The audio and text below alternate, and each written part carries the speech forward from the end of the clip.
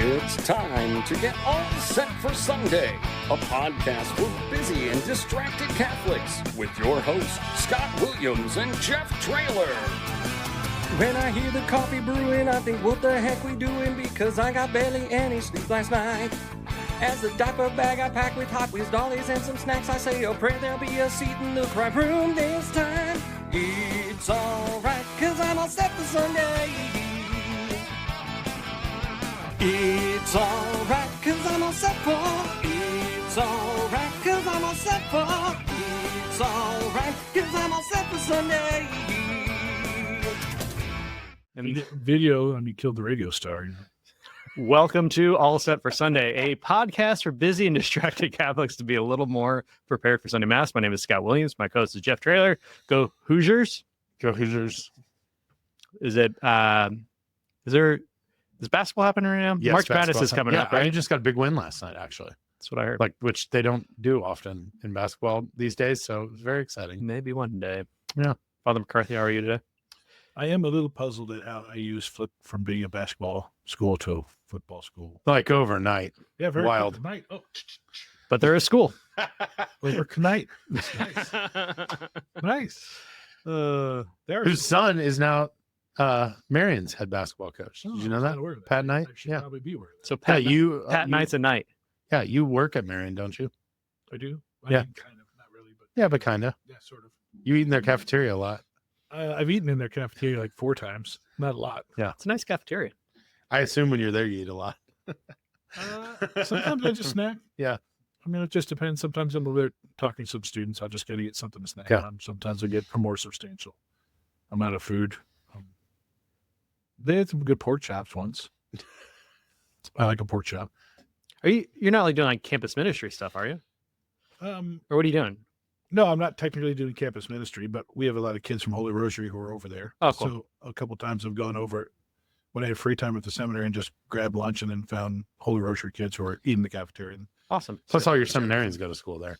They do. So They're hard to catch in the cafeteria. I think they prefer to come back to the seminary to eat most of the time because the food is in their control a little bit more at the seminary. That's probably the best way of putting it. a big credit where credit's due moment. You a while ago had the idea of how cool rugby shirts would look for your seminarians. And they do look And cool. then I was not able to attend the Arch Gala, but the picture was phenomenal They do look of cool. everyone wearing the rugby shirts. Like they look so good. Yeah. So kudos to you. Thanks. Those were great. I thought they turned out really awesome. They So did turn it off. we were happy to be able to help you out with those. So Yeah, I mean, Catholic Concepts does a fabulous job of providing the appropriate level of gear for any institution. So thank you. you're welcome. It's kind of you. Pay you later. Yeah. Right. Oh, I hope Ready so. for the 2-minute drill? Speaking of appropriate I level like of gold. 2-minute drill. It's the 6th Sunday in ordinary time. We're back in the ordinary. Our first reading comes from Jeremiah chapter 17. So Jeremiah is contrasting the fate of those who trust in human strength versus those who trust in the Lord. And he talks about how those who rely on human power are like a dry shrub in the desert, unable to thrive, while those who trust in God are like trees planted in water. And they flourish even in difficult circumstances. So we're seeing this emphasis in here of the blessings of trusting in God's provision and care, and how stability and hope that we are looking for come from him. You dry shrub. Whoa. You're Isn't that like a you're diss? water I just shrub. imagine that being like from the Christmas story where they're like You were talking insulting about each other. imaginary dry shrub, not Yeah. actually trailer. Of course, yeah. I thought you were calling me a dry shrub. No, no, It's no. like, whoa, man. A lot of things you look like, and dry shrub is not one of them. Actually, the Oh, Lord. the passage is barren bush. Even Sure. more fun. Okay. Moving on. The responsorial psalm is blessed are those who hope in the Lord. So the year of hope. We've got hope in the first reading and the responsorial psalm here today. The second reading then comes. But banger? Oh, I don't Where would know. you put it? Meh? I don't think. Meh. Meh? Yeah. Can you think of a tune in your head when you hear this? Are you song? speaking Are you speaking in tongues? What? I don't understand what's going on here. Oh, so there's three. Responsorial psalm. You've been on the podcast. There's you know we three did this. categories of responsorial psalm. There's bangers.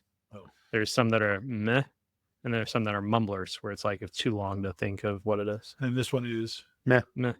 Banger means like you read that and you just immediately imagine like your favorite cantor just up there really getting after that, like, yeah, or like guitar mass is really, you don't know what that is, but sometimes people play guitars at mass. I lived through a lot of those. Yeah. It's been a while, but I have lived through a lot of those. I mean, I have those bangers in the back of my mind. Not my favorite, but I can. Yeah. Can't sing with the best of them on those. Sorry, making myself a note to ask you about later and dumb questions. All right. All right. The second reading then comes from the first letter of the Corinthians. So Paul is addressing doubts about the resurrection. He's arguing that if there's no resurrection of the dead, then Christ has not been raised either. So he explains that without Christ's resurrection, the faith of the believers is in vain, and their sins remain unforgiven. However, he does affirm that Christ has indeed risen from the dead, which makes him the first fruits of those who have died. And the resurrection of Christ guarantees the future resurrection of believers, offering hope for eternal life. There's that hope again. Then our gospel reading. Our gospel is Luke. We're in a Luke round. Luke chapter 6, 17, and then 20 to 26. Jesus came down with the 12 and stood on a stretch of level ground with a great crowd of his disciples and a large number of people from all Judea and Jerusalem and the coastal region of Tyre and Sidon. And raising his eyes towards the disciples, he said, "Blessed are you who are poor, for the kingdom of God is yours. Blessed are you who are hungry, for you will be satisfied. Blessed are you who are now weeping, for you will laugh. Blessed are you Blessed are you when people hate you and when they exclude you and insult you and denounce your name as evil on account of the Son of Man. Rejoice and leap for joy on that day. Behold, your reward will be great in heaven, for their ancestors treated the prophets in the same way. But woe to you who are rich, for you have received your consolation. Woe to you who are filled now, for you will be hungry. Woe to you who laugh now, for you will grieve and weep. And woe to you when all speak well of you, for their ancestors treated the false prophets in this way." Whoa, Whoa. that was pretty good. I mean, Thanks, Chef. it was okay. It's okay. He stumbled over a lot of those words. What did he get wrong? Anything come to mind? No, I think he got all of them right. It felt unpracticed, Jeff. It was. Just shooting from the hip. I don't think I mispronounced anything. I just like I was wondering about started the not Tyre putting and Sidon? sentences. I think it's Tyre and Sidon. Side. Oh, I said You Sidon. said Tyre. Thierry and Sidon. Oh, I meant in my brain I said tire. Okay. Let's go to the tape. I'm just kidding. We can talk about your brain. I mean, that's the kind of the No, hobby. Lord. The hobby I have this weekend is like that kind Jeff of thought. Trailer's brain. I mean, What are your you brain preaching in on this general, weekend? but not just Jeff Trailer's brain, but your brain in general. Are you preaching at Holy Rosary this weekend or at the seminary or I'm both? or- preaching at Holy Rosary this weekend. Wonderful. So, I am kind of preaching an anticipatory homily, looking towards Lent, because I think too often people wait till the very last minute to prepare for Lent. Classic Jeff. I just spilled on I myself. wasn't going to draw attention to that. Scott. Yeah, he's just staring I right just- at me. I mean, it's okay. You can print another T-shirt. I mean, you guys probably didn't do those. You probably can't do the IU Yeah, stuff. trademark. Yeah. Don't get me in trouble. Well, you can do a CC one. Hmm. Wear the brand. It's true. Scott's doing it. Yeah, he is doing it. He's doing a good job of it. And this is actually an example of what I'm preaching on this weekend. Really? Yeah. So How I suck? no, I wouldn't even use that language on mine. I would never use that language on mine. It seems strong. I mean, there could be little hits. Earmuffs, little kids. Like, sorry, you can't go back. Can we put that like back in time some more? Like, Sam, bleep that out. Sam, just put an earmuffs right before you hear that. No, the Lent is a super Catholic season. Like it's something we do well as Catholics, and I think it's one of the things we do well because it taps on the virtue and the reality of religion versus spirituality, and also taps on the virtue of piety. Okay. So I'm going to speak about how we can embrace the Lenten season as an expression of the virtue of religion and the virtue of piety. And that we need to understand that as Catholics, we don't have a faith alone and we don't have a spirituality. What we have is a religion as Catholics. Like it's a religion, which means it's lived externally. And religion is a virtue of living externally the due injustice that God is due. And kind of you can think of it in secular terms of wearing your heart on your sleeve. Like religion can't just be interior in your head. You can't just say the right word in your head. It also makes a difference when you say the right word aloud and you do the right thing aloud, because we believe in the incarnation and that our faith is lived incarnationally. And what we do with our bodies and our flesh means something and actually trains us in a particular way. And you should know this from kind of the marketing perspective. You probably read the studies where telemarketers are taught to smile when they're talking to you on the phone, because their smiling changes the way their voice processes and how they present things.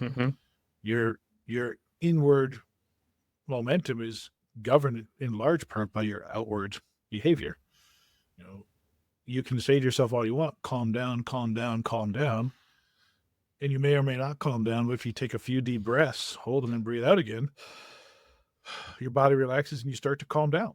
Like what we do externally affects our internal disposition, and what we believe internally it should be affecting our external expression of those things. And the virtue of religion is wearing your heart on your sleeve, doing the things on the outside that conform to what should be interiorly true, because they're either interiorly true or you're hoping that they will be. And so like Ash Wednesday is this, like we should feel like we're sinners and dust and in need of God's love and mercy.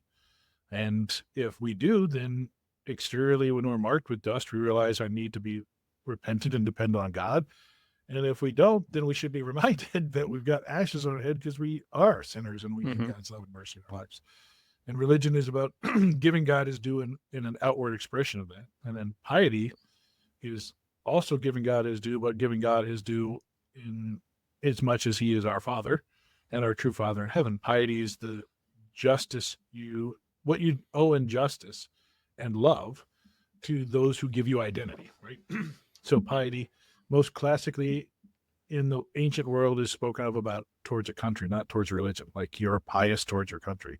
You have piety for your homeland. Like you give your homeland its due. So when you're serving in the army for the Romans and doing your due as a Roman, that's an act of piety. You're giving to your country what's due because your country gives you an identity and a fundamental identity. I mean, the Roman Empire, to be Roman was a big deal. Yeah. Like you're Roman.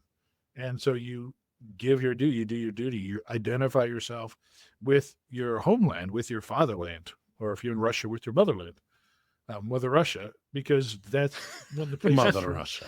One of the places from which you derive your identity. This is why we owe our parents piety, because we should have part of our identity comes from who our parents are, and we owe them not just in love, but in justice. We owe them something back. I don't want to get too far away from the external living piece, because I think that was important as well. Because I think we could go down a whole different rabbit hole with piety too, because so you're a priest, you wear clerics most days of your life, I would assume. I feel like living externally is, natural in that case, because you can't really hide that you're a priest when you're wearing clerics around town. What are like, except on Halloween, yeah. Or Gen Con, what are like the top 3 ways that you would encourage lay people to live externally?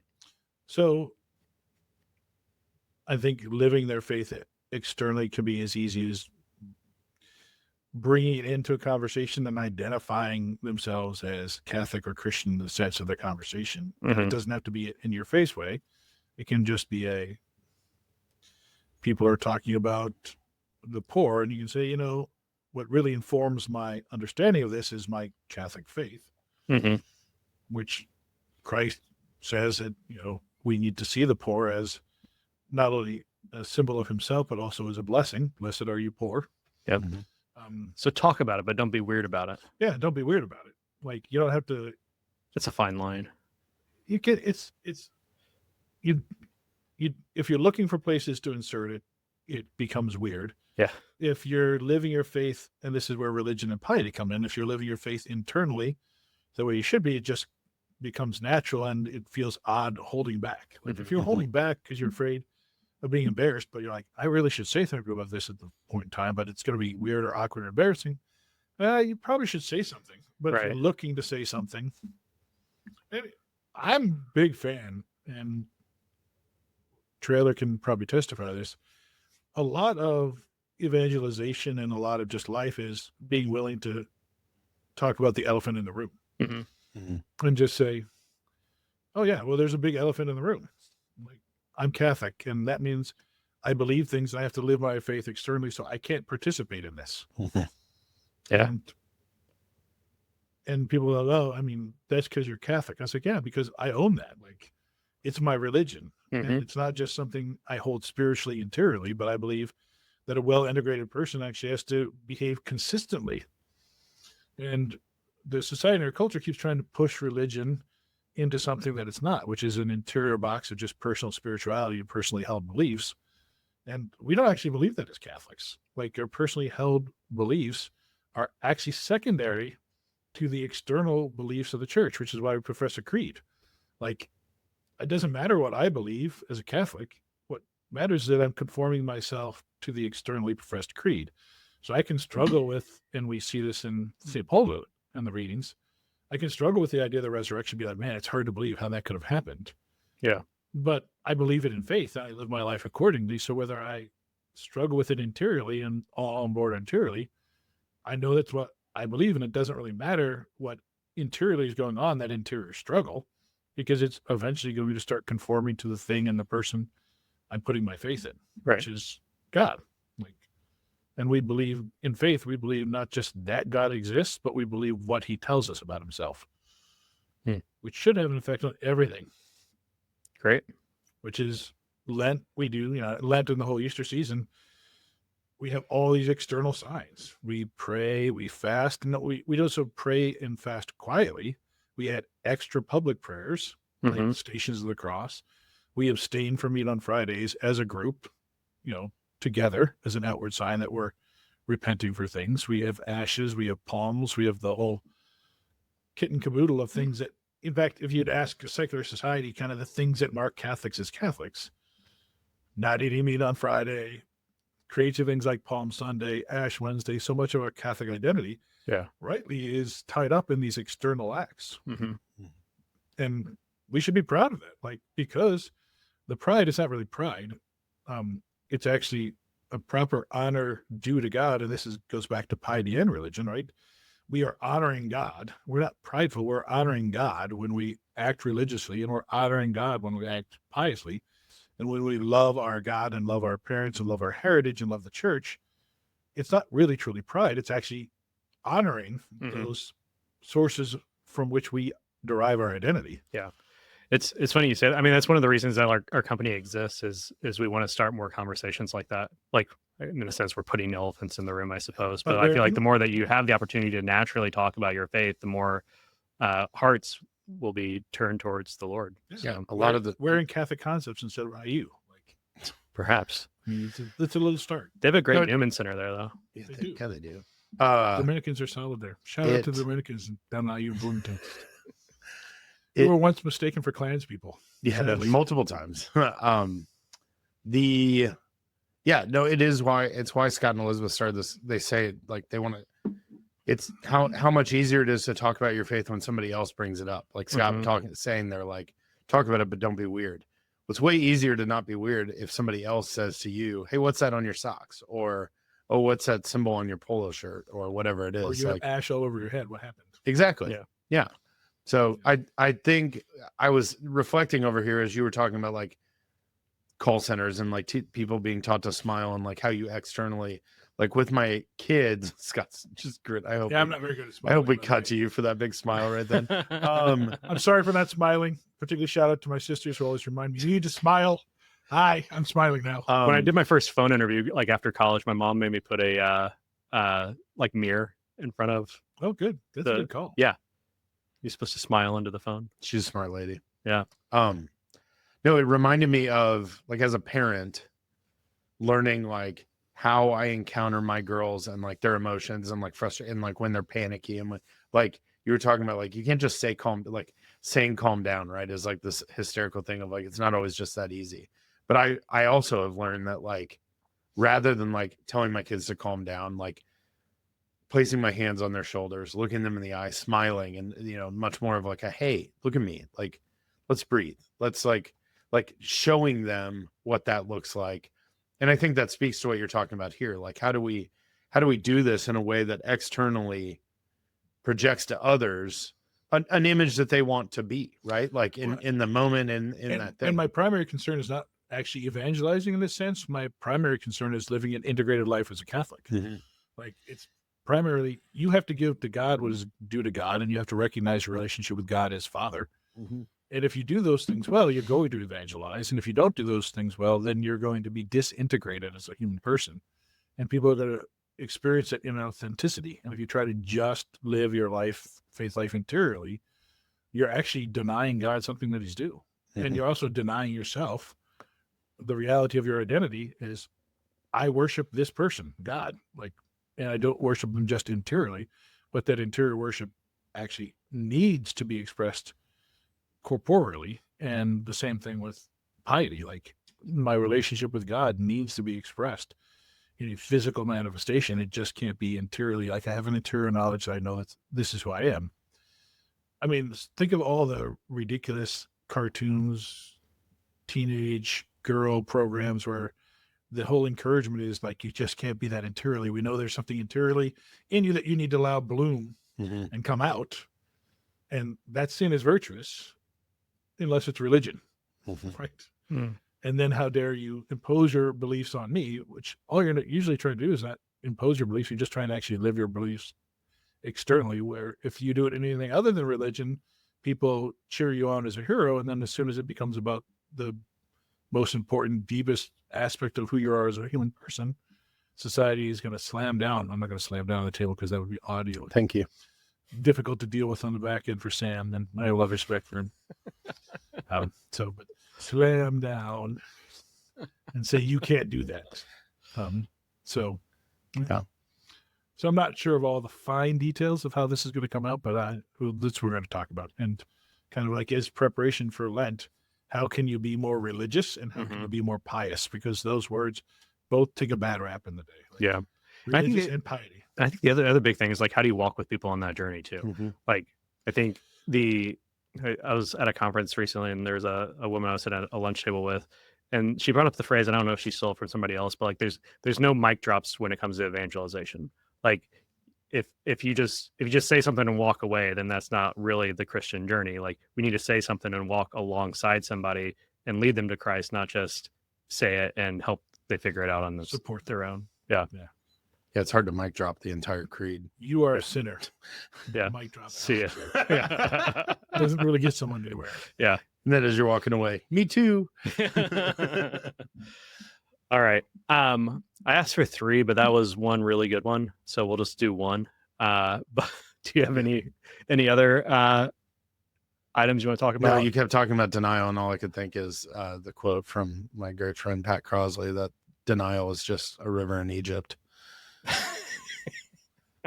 Shout out, Pat. I think that Miletus actually is not just a river in Egypt, right? I don't know. Okay. Yeah. But Patty is D's, not T's. Yeah, feel free to just slam me down too there, Father. I want to lift you up. Do you? Yeah, your back's going to hurt. I was all on you. Ready for some dumb questions? Oh, Jeffrey? So many of them. All right, Father. We've been, because you're a regular listener of the podcast, I'm sure you know this. Not like I'm so on the internet. Not like you could listen to a podcast if any, like gun to your head. I don't know if you could, but we out there in the world of podcasting, there's been this popular trend. A couple years ago, it was the Bible in a Year podcast. Yeah, wonderful thing. Very high, like Catechism in a year too. Yeah, Catechism in a Year. Now we've got Rosary in a Year is happening. Wow, by Franciscans. This is a really slow rosary. Listen, I may start my own podcast now. It's going to be called Rosary in 7 minutes. Beat you, Francis. There's lots. Yeah. Yeah, I mean, if it's taking a year to pray the rosary, this is great I'm to just- tell you. I I'm love just when we saying. have you on here because we can tell you brand new things that we've been talking about for weeks. Oh my goodness, that's a long rosary. It's teaching about like That's like Carmelite pieces- monastery rosary. How many seconds between words would it have to Oh be? my gosh, you could do that calculation. I'm sure. For sure, it's a 15 or 20 decade rosary if you're doing it over. a year. okay. I digress. Sorry, it was just mind-blowing Yeah, to no, me. I know. My question for you is in this like in a year theme, right? What if you had to do say you knew how to do a podcast? You're doing one He's now. doing it. If you had to take a theme or an idea or something and do like an in a year version of that, like a lesson that you could teach over the course of a year, different formats, right? Like Bible in a year was every single day. A lot of these are like, once a week, but they're, more long form and stuff. What would be your in a year podcast? That doesn't feel like a dumb question. So I think it's disqualified as a stupid question. I mean, it depends on how you take it. Father Christian said, amen in a year was his. Oh, wow. That's an intense amen, too. I mean, I'm sorry, my Irishness just kind of rebels against in the year. What would I do for the course of a year? Priesthood in a year. Like doing a deep dive into what a priest is and the Old Testament, New Testament, and ultimately, of course, the priesthood of Jesus Christ is shared. So priesthood. Want to do it? Yeah, you should do that. Can we do it? I'll You don't have to commit right now, but like I'll take it to that's prayer. a really great like. I'll take it some prayer and thought. We would happily. That'd be amazing, and you would do a wonderful job with it. All right. Second, also not as dumb of question, and then I'll get to the really dumb ones. Okay. This one is one I've also been asking. When you were a young kid, what are your first like vivid memories of an encounter with a priest? Like, So just on a side note, I've Yeah. gotten old enough now to where grade school kids actually asked me if there was TV when I was young. it's awesome. So I mean, those kids, many of them, like their first vivid memory is probably you, right? Like Yeah, encounters with totally. you. But like, I'm wondering what were like those first vivid memories you have of like an encounter with a priest? Like, I wish I could remember his name. The first priest, Father Bloom. Father Bloom was in Washington, D.C. In hindsight, I learned he was kind of crazy, which I should have known because he had like this white hair that was kind of like, Einstein. like Doc Brown. yeah, like Einstein, Doc Brown, white hair. And my only impression of him, it was like his kindness. Like he was very kind. As far as theological things, I think I spent most of the time being dragged out of church and spanked in the back. Yeah, like you were a little Yeah. kid. Like that. That's not the time for like theological formation. No, It's there was like- no real yeah. theological formation going on. I mean, Yeah. I think at one point in time, I remember explicitly at one point in time appealing to him as I was gripping to the side of the pew, getting dragged out, trying to get him to save me from being dragged out of the church. like be during spanked. mass. Yeah. I think I actually remember saying, "Father, make him stop! Make him stop!" Because I was like getting dragged by my father out to get spanked in the back of church for something that I undoubtedly justly deserved. Like, Yeah. Man, like going to the back of church. In my day, back of the church was a bad place to be. Yeah, I had a similar experience. It's always great advice I received as a parent too, and that I've given to others is like, don't let the back of a church or narthex be like a play place. Oh, Because- it was not. Like then kids will act out because they get to go do that. Like, No, do I have to take you to the back of church? It was like, do I have to pull this car over? Like, Yeah. Mm-hmm. it's like I won't beat you directly in front of the Lord, but he'll still be watching back there. Yes. So, no, Father Bloom and his kindness certainly left an impression. And then I had a lot of good priests growing up. So Father Cassidy was the good Irish priest. I mean, in hindsight, You to grew learn up in more- DC? I grew up in Springfield, Illinois. Okay. I had Father Chester, and he had a Polish last name, which I could pronounce now if I saw it spelled out, but I could definitely not pronounce then. So lots of consonants and maybe a vowel. Which in is there. Scala. Actually less pronounceable than Richard Scala. And he had been in Dachau during World Oh, wow. War II, so he gave a lot of powerful witnesses and powerful stories. In fact, his autobiography got published, and I have a copy of at least the time he was a cool guy. So he went from priest in Dachau, and he was like newly ordained when he became a priest in Dachau, and he basically his whole war in Dachau, and then afterwards he got sent to Argentina. He was a Jesuit, and he got sent to Argentina, and in Argentina he was made the confessor to the Perón family. Oh, Yeah. Oh, Yeah, so he had lots of amazing stories. yeah. That's Who's the interesting. Perón family? Evita Perón and Evita, Don't Cry for Me, Argentina. Like the shampoo? No, she was the what? They were I don't know, like 20, 30 years, maybe longer, the more or less dictators of, Yeah, the rulers. in and out yeah. rulers of Argentina. Okay. But like post World War II. Yeah. Yeah. Great. Very controversial, Popularist. popular. Yeah. They're very popularist. So, so he was a really influential in a lot of things he shared. And we had some good young parochial vicars who went through, because Father Cassidy was kind of the old, grumpy Irish priest who you rarely saw. I mean, you saw him at 6:20 Mass in the morning, which he sat in 7 minutes. Amazing. That's where you learned. That's where I learned. I mean, that was very impression on me. That was a big impression. So those were the priests that had kind of That's awesome. impression. Yeah. That's awesome. Do you have one of those memories, Scott? I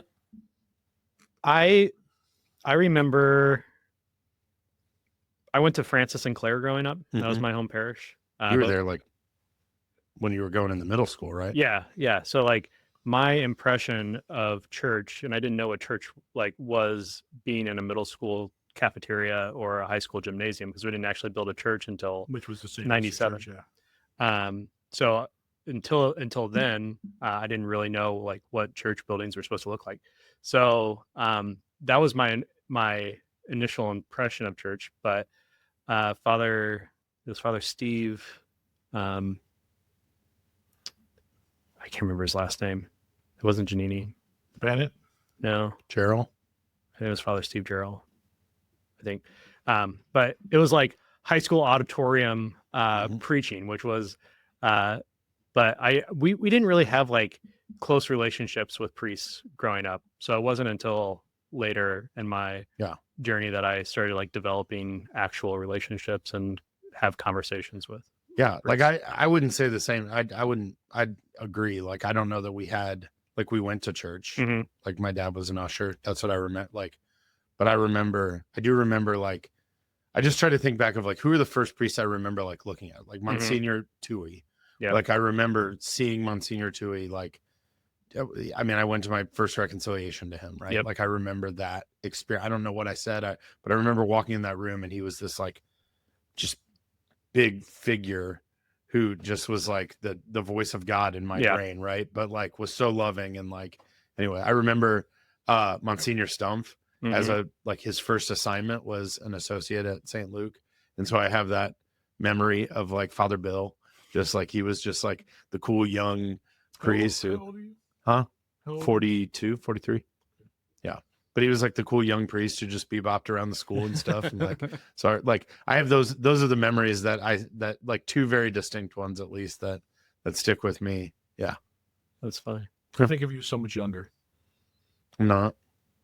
It's sad. How old are you? Almost 51.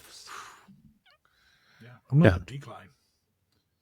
Do you think that way too? I just think like 100 is where I'm going to live till. So like 50's half. I mean, I feel like I'm half done at life. I always imagine Cresting the hill. So my family has a long history of men dying very young. Oh, Most of if you go back one generation, almost no one lived past the age of 52. Like we used to have big celebrations in the family if you lived past 52. let's get you there. And no one lived past Can we help? 52. Yeah. So, I mean, all my great uncles, grandfather, everyone died before they were 52, like 47, 48, 59, 50. Like that was when you died. So for me growing up, that was just kind of expectation. I'll live to like 50, 52. Like if I make it to my 60s, I'll consider myself old. Now, due to medical advancements and the discovery that smoking cigarettes can cause cancer and make you die. That was a good call out from someone. Yeah. Yeah. Allegedly. The men in my family line are now living much longer. Yeah. I mean, not super long, but much longer, like into their 70s and early 80s. So yeah, I don't know what to do with those 20 years. I mean, We'll teach you about podcasts. Like, I have to figure it out. All right. Is that it? That's We it. did it? Yeah, All man. right, Father. Thanks for joining us again. Always a joy. No, my pleasure. Truly. Bye. Bye, everyone.